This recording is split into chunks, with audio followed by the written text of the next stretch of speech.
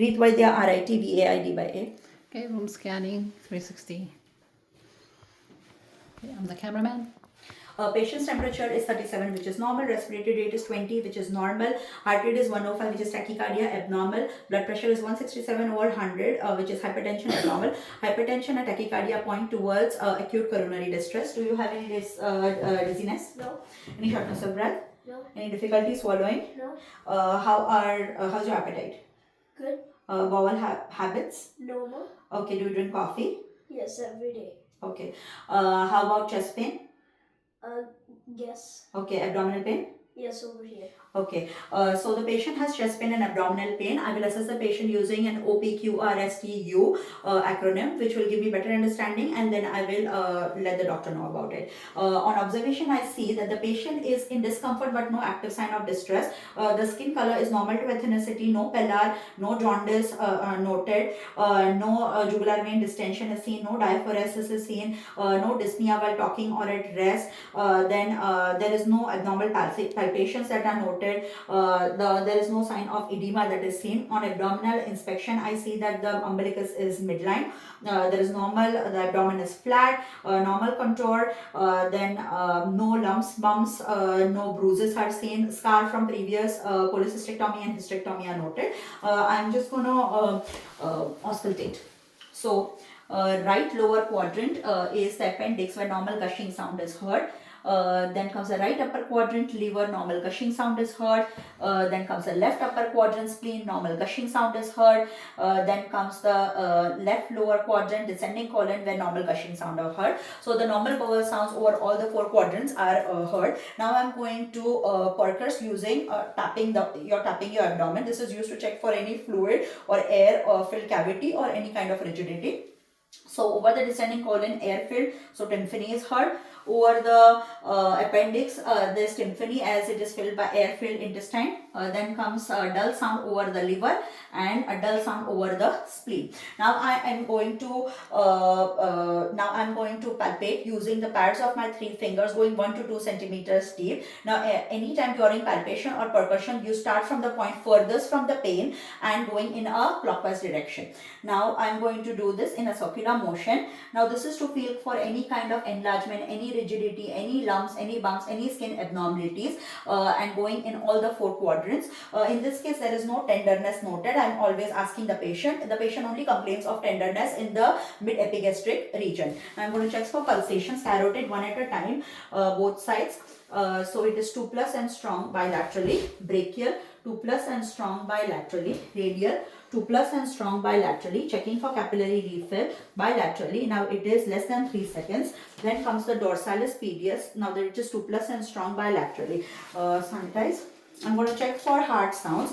Now S1 and S2 are the normal heart sounds, while S3, S4 and murmur are abnormal heart sounds. Now first starting from the right second intercostal space along the sternal border is the aortic, where S2 sound is heard the loudest. Then on the second left intercostal space along the sternal border is a pulmonic, where S2 is heard louder. Then comes the third left intercostal space is the earth along the sternal border, where S1, S2 are heard equally loud. Then comes the fourth intercostal space, the left along the sternal border is the tricuspid, where S1 is heard louder. Then comes the fifth intercostal space, mid clavicular, the mitral, where S1 sound is heard louder. This is also the place where you listen for any kind of apical pulse. If there is any irregularity in pulse, the normal pulse is 60 to 100. Now I'm going to listen for S3 and S4 sound. This is by the bell, using the bell of the stethoscope. Again, the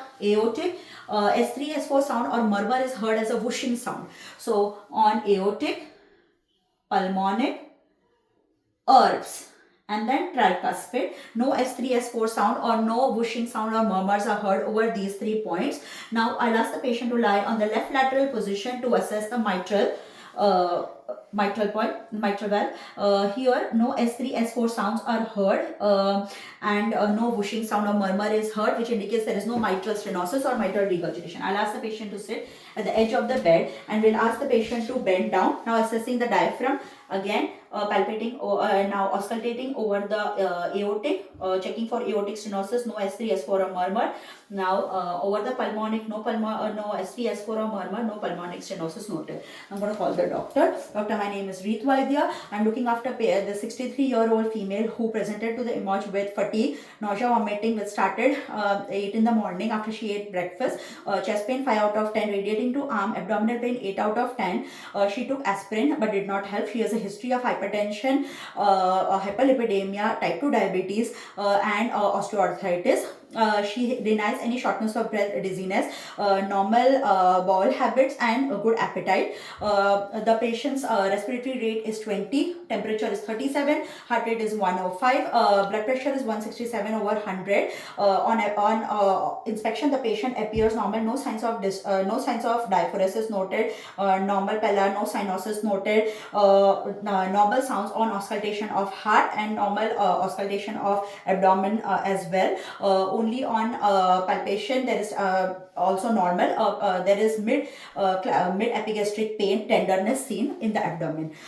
Please can you come and assess this patient, as this patient needs assessment from NP or doctor. Also, could you order some pain medications? For comfort, I will stay with the patient in order to help him reduce his anxiety. All these symptoms points towards acute myocardial infarction, as the patient presents with fatigue, nausea, vomiting, chest pain 5 out of 10, and epigastric pain 8 out of 10, where females usually present with epigastric discomfort. The patient also has a history of hypertension and has a family history of myocardial infarction, where the dad died out of myocardial infarction.